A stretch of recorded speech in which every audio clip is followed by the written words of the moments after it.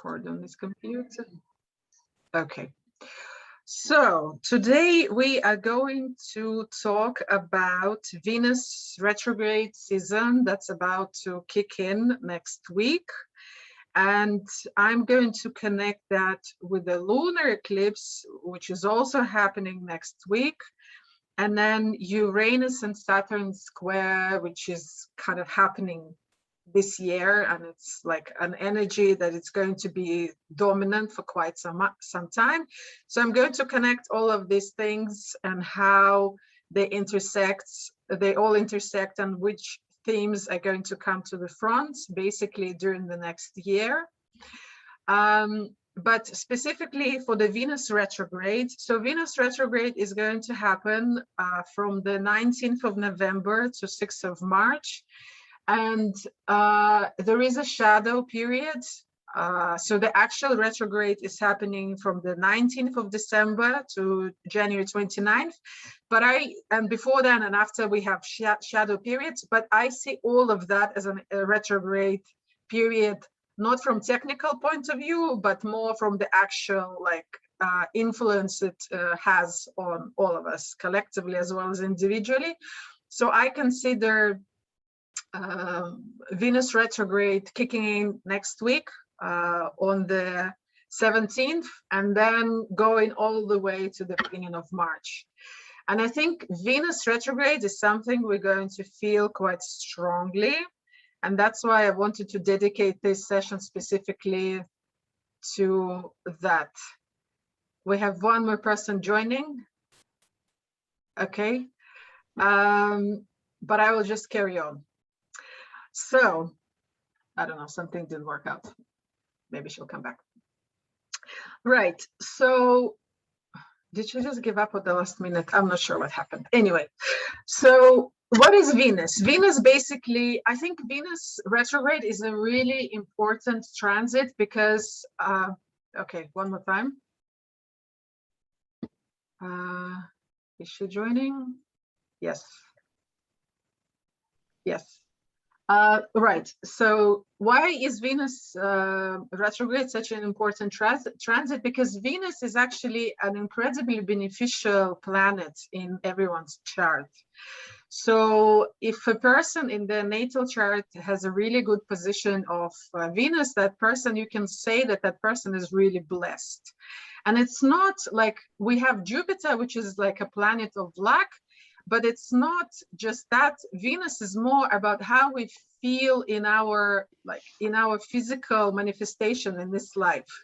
So it's not just about sort of like the mental aspect and how you are as a personality, it's how comfortable you are in this physical manifestation in this lifetime. And I will explain what that means.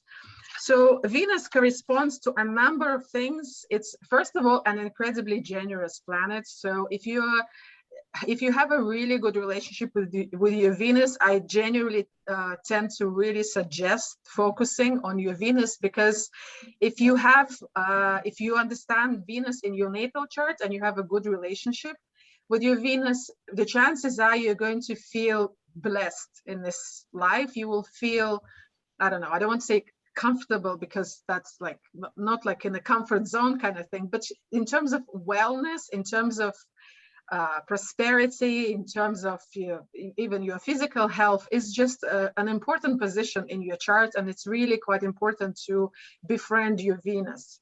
And as I said, it's a very generous planet. So unlike Saturn, which is like the teacher and a very like strict teacher, Venus is there to give. Venus is very much about, for you an individual, it's very much about receiving. So as I said, Venus corresponds to overall sort of wellness, like how you feel in this life. Venus corresponds to relationships, and I'm going to elaborate quite a bit on this because of the eclipse that is happening almost at the same time next week. Venus also corresponds to money, and it's the money that you generate during this lifetime. So it's not inheritance, it's not some sort of gifts that you receive or anything like that. It's literally, it's connected to your worth. So worth like in a financial sense, but ultimately your self-worth. So Venus is very much about how you sort of feel inside your self-value and how that corresponds to how you're valued from the external world. If you simplify, you know, like in financial sort of terms, that means how much you're earning. It doesn't have to be like a literate connection between the two, but that's sort of the relationship between sort of self-worth internally and externally. Venus also corresponds to home and your self of security, your sense of security. So home can be like in the literate sense, like, you know, your accommodation where you reside. It can also be your body, like how you are, like what's your relationship with your body, meaning your body is your home, you know, in this lifetime.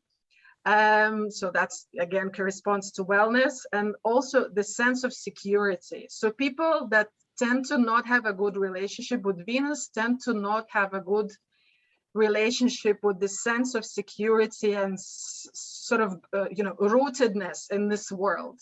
And again, it's going back to this whole money generating sort of situation, you know, how it's not about being sort of commercial and savvy. Again, it's Venus is not about mental sort of predisposition. It's very much about how you feel and how comfortable you are in your own skin kind of thing, and how you project that to the external world. Venus also corresponds to pleasure, our five senses, in a good, like literally, again, with like Venus being in an advantageous position. It's very much about enjoying life. It's very much about pleasure and having enough. It's about enoughness kind of thing. On the negative side, of course, it's like overindulgence, and it's either scarcity or overindulgence. So when you don't have any of those extremes, you are in a perfect, like balanced state. It means you have a really good relationship with your Venus. Venus also corresponds to beauty, and that can be many things. It can be your own, again, your own body. People who are blessed by Venus like tend to like have a really like beautiful impression on people. It also be beauty in any other sense, like the beauty of your home, the things that you own. Venus is also very much about owning, you know, so like what it is you like, this sort of like ownership of things. And that again can be your own kind of ownership of how you know, how you kind of treat yourself. And also how you treat others. So in a good position, people with balanced Venus are generous. They are good receivers, givers and receivers. If Venus is kind of imbalanced, you have a problem either with one or another or both. So the balanced Venus is basically a good and take, give and take sort of balance. Right. So this is like a general overview of what Venus is all about. And obviously a retrograde Venus is going to affect all of those areas. And I'm going to explain what that means. And the relationship will be the last point because I really want to focus on that because I think it's going to focus to affect us the most. Right, so I've just covered all these different areas, and Venus retrograde is going to come all these topics of life to the stage, you know, to the central point of where we're going to experience things the most. So the actual retrograde period, the one from 19th of December to January 29th, is the period where the actual events tend to happen that trigger those kind of reactions. But as I said, the whole period is going to affect how we experience this particular transit. So I will start with like really sort of obvious things. What does a retrograde transit means in an astrological sense? It's basically like a more inward energy. So instead of going outward, it goes more inward. So people who are born with retrograde Venus, they tend to, especially during the first half of their life, tend to be more introspective, let's say, might have difficulties like connecting with other people in relationships and stuff like that. When Venus goes retrograde, it's really important to avoid all of those areas that I've just mentioned in the external sort of manifestation of it. So I will give really obvious examples. One, property. It is absolutely crucial to avoid buying and selling property during this time. It is also not advisable to relocate. So moving cities, moving countries, also not a good time unless it already started before the retrograde sort of, kicked in. Then it's kind of okay when you already are certain about the value of that deal. In terms of, let's say, money and like earning money, there might also be some difficulties. So externally, I think some people will encounter situations where they don't earn as much as they would like or as much as they used to. So there is going to be a call to look for other alternatives. There is going to be a calling to re-examine that area of your life. I think it's going to affect quite a few people in this way. So like choosing or switching jobs for money reasons is probably not a good idea as well. If you're choosing another, like if you're starting a course or if you're starting a new job and it's not done for financial reasons, then it's fine. Like, if it really corresponds to what it is you're meant to do, your sense of self-worth, again, it's advisable to do it after, after the second week of March.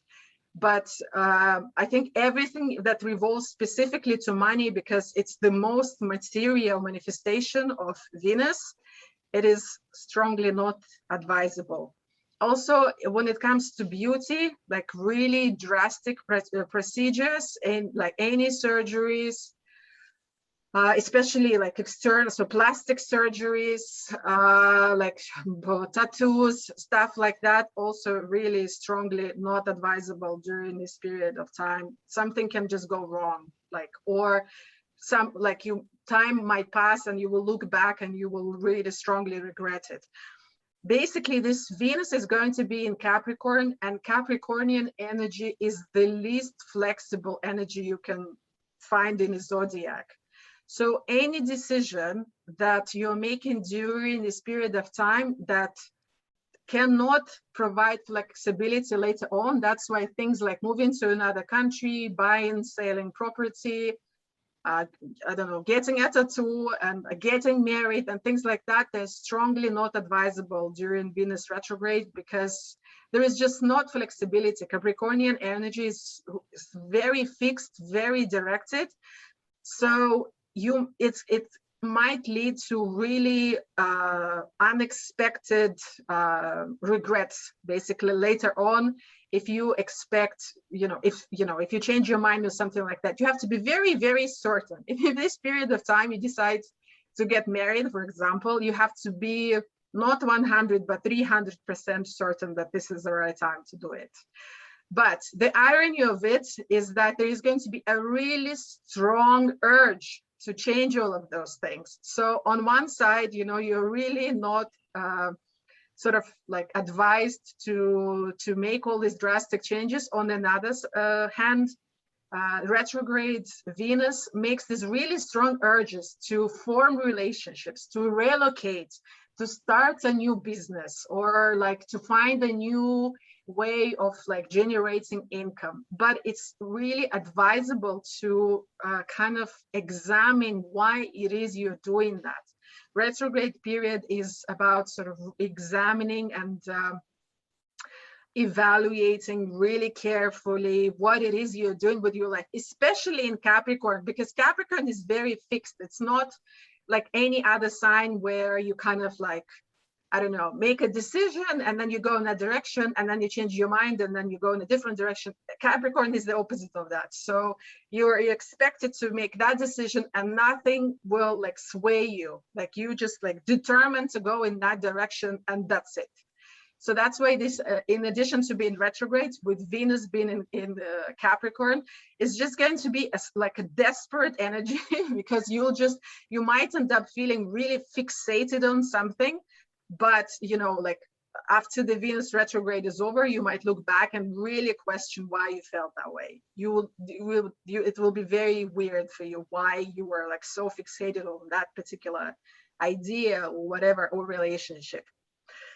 So going towards basically the relationship part, the reason why I think is going to be important is because next week,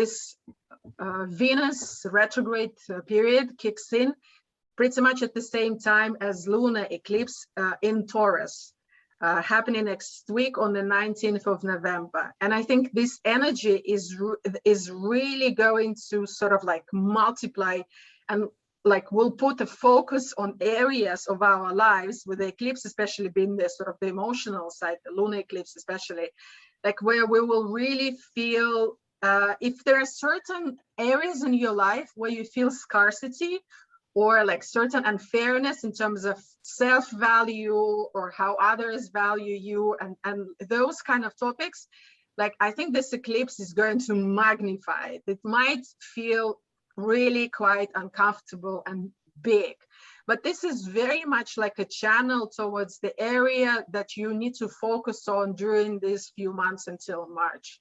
I think this is like the shadow period, the eclipse, and then the shadow period.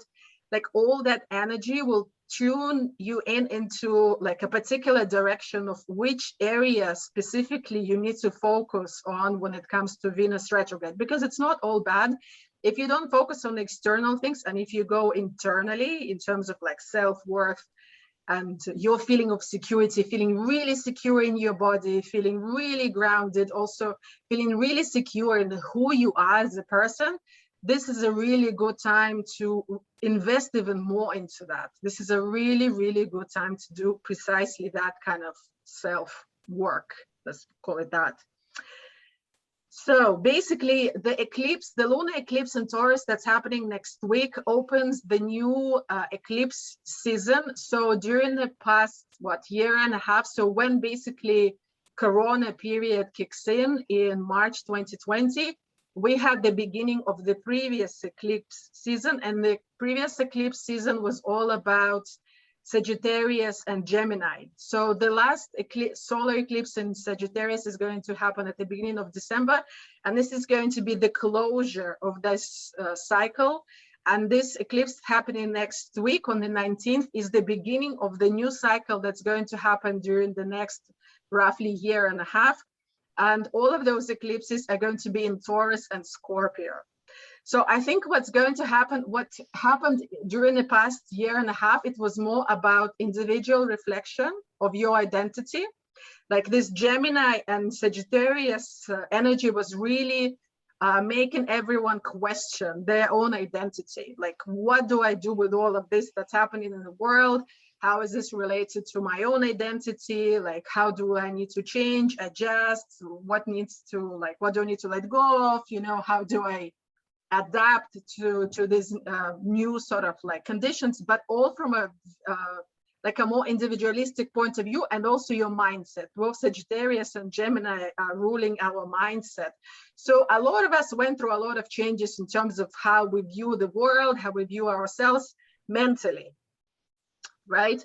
So I think that Taurus and Scorpio energy that's going to happen, all these eclipses happening during the next year and a half are very much going to affect our relations. So whether it's long-term, let's say, whether it's marriages, long-term relationships, also business partnerships, it can be any type of like really important relationships in your life. They're really going to expose things about you that need some working. Let's just put it that way. So, we kick off with this on top of this like eclipse season that's going to last for a year and a half. We kick off with the Venus retrograde, which already is going to put a lot of emphasis on our relationships, because Venus rules marriages basically, and the most significant relationships in your life. Like when you look at compatibility of two people, I always check their Venus compatibility, because if people are not compatible in their Venus, the chances of having a long-term relationship is difficult. Like people really connect in their Venus when it comes to long-standing partnerships. So marriages and business partnerships where also like money are involved, property and stuff like that. So I think, this Venus retrograde will basically kick off all these themes for us. And most importantly, in conjunction with this eclipse and this new eclipse season of, like, as I said, a year and a half cycle, we are going to examine a lot of things about ourselves through emotions, through intimacy, through trust, through the sense of security. What feels secure, what feels insecure. The give and take relationship is going to be probably like a focus sort of moment for a lot of people. Like, this sort of, give and take, like with how you feel inside with other people, and also how other people relate to you. Is it like fair? Is it like real? Is this connection? How authentic is it? We're really going to struggle with authenticity of relationships more and more and more. It's going to be in general, like because of the transit that I'm about to start talking about. In general, we're going through this period of Aquarius versus Taurus conflict energy. And it's like a long-term transit, and it's already happening. And now I think with this eclipse season, we're entering this really intimate sort of zone of, what makes us feel good when it comes to other people, and vice versa, like where do we find sources of security and sources of, I don't know, I don't really like this word authenticity, but I think it's kind of is the best way to describe it, because all those eclipses will demand fairness and transparency in how we connect with other people, because this overall topic of authenticity when it comes to relating with other people is going to become more and more difficult. And these eclipses are going to bring all these unresolved issues to like from the very depths of our beings to the very surface. And I think this Venus retrograde period is going to kick that off quite heavily, like it's like really going to be quite strong.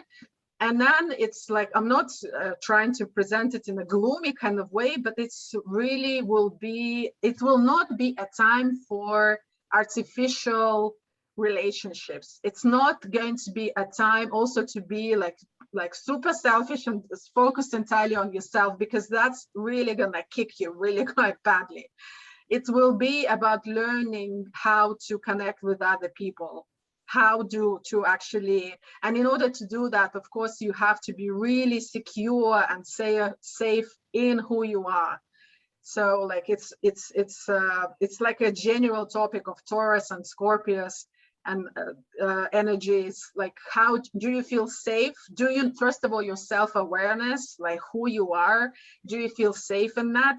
Do you have enough, do you understand your self-worth? Do you have enough self-respect, self-love, and things like that? So all of those topics will definitely come to the surface on an individual level. On a global level, I think we will go through a lot of like financially sort of things connected to finances, because both Taurus and Scorpio, they're financial energies. Taurus more about the money you earn, Scorpio is about the people's money, let's put it that way. So I think with all those eclipses happening during the next year and a half, I think there's going to be like a lot of disruption in this area of like life in general. I don't expect it to be a very stable time. Right. And so last but not least, I wanted to connect all of this to Venus, Uranus and Saturn square that's already happening, and we're going to have the last the most conflicting aspect in December, on the 24th of December, and it's happening pretty much at the same time when the actual Venus retrograde kicks in. So I think, again, those themes are going to be sort of multiplied and escalated to a level where there is a lot of conflict, right? So this is, so the Uranus and Saturn opposition that's happening, and this is the energy that's going to happen for quite a while, for quite a few years. This is basically going to manifest itself as Uranus in Aquarius and Saturn in Taurus. So it's the energies, it's something I've been talking about for quite some time. So it's the energy, the conflicting energies between the old and the new. So the Aquarius is basically the rebellious energy, innovation, collapse of old structures, more sort of flat hierarchies, more individualism. It's a very mental sort of energy, like on a mental plane. So we've entered that already. We've entered that era already that last year. Corona was the period of this huge conflict between the old era that lasted for 200 years, where we had all the earth signs basically running the society. And now, as of last year, we've entered the new era of next 200 years, which is all about air signs. The first one is going to be Aquarius. So the next 20 years are very Aquarian. And basically, ultimately, so Uranus is in Aquarius, Saturn is in Taurus, and they're opposing each other. Okay, we have 10 minutes and I'm about to wrap up, so that's good. So it's kind of like on a positive side, of course, Aquarian energy is going to bring innovations and more sort of equality and more individualism, where people are valued for their individual talents and stuff like that. But on the negative side, you know, we're entering a very mental area where there's going to be a lot of activity on a mental plane. Not so much like the physical plane is going to be scarce. So there is this conflict that's happening between Uranus and Saturn, where Uranus rules Aquarius, and it's all the mental sort of like ideas and all of that. And then Saturn in Taurus is earthy, sort of like all the resources, you know, we're running out of natural resources, overconsumption, waste and stuff like that. And all of this is going to haunt us more and more and more and more. So I think topics of sort of balance is going to become crucial. And I think the next year, in addition to this like relationship area where we'll have an opportunity to discover and develop quite a lot of stuff about ourselves, we will also have this really interesting and not so easy relationship with everything that's connected to Earth. And basically balancing, you know, balancing our body, balancing what we put in our body. It's what kind of stuff we consume, what do we like take, what do we give. So it's not just on an individual level in terms of our relationship with significant others, on a larger scale in how we operate in the world. This is going to be examined quite a lot. And this is, I think, the conflict between the old and the new. It's learning new relationships with the old. So not taking things for granted anymore, and not fixating on the material things, not fixating on, also not being sort of frivolous about how you use your, like, I think in general, the main topic that I think we all need to focus on is energy versus matter. I think on the individual level and other relationships, the planet, society, if we really focus on this topic of energy versus matter, a lot of answers can be found there. On the individual level, of course, with Venus retrograde is your own energy. How do you use it? You know, what do you give? What do you take? And that is connected to everything, relationships, your body, money, it's all energy, right? So this relationship between energy and matter is going to be amplified. It's really going to become more and more difficult to stay in the old sort of paradigm where you think, you know, things are just one, there for you to enjoy. On the other extreme, you know, this world is really scarce. I have to kill myself, like earning money and like, just like, you know, just powering through no matter what. Both of those things are wrong. And they are like the same sort of things of the same coin. So finding the balance and finding like a more integrated way of living between this old and new sort of eras is basically where we're all going. Yeah, but with Venus retrograde, this is an opportunity for us to examine things a little bit deeper. We've done a lot of mental work, and now I think we're going to go a little bit deeper during the next year and a half. Right, I think this is okay. I have 5 minutes, but basically, let's do the meditation. I have another link that you have in the email, and then after that, I can like answer any specific questions, because of course, your specific Venus retrograde will affect you in your specific way. You need to know the house where it's transiting. So what you can do in those 2 minutes, if you know how to do it, if not, I can check it later, is check which house will be transiting your Venus during this retrograde period. So from next week until the beginning of March, because this is the area that's obviously going to be highlighted for you specifically. If there isn't, okay, let me stop the recording just in case you have any questions or anything like that. How do I do this?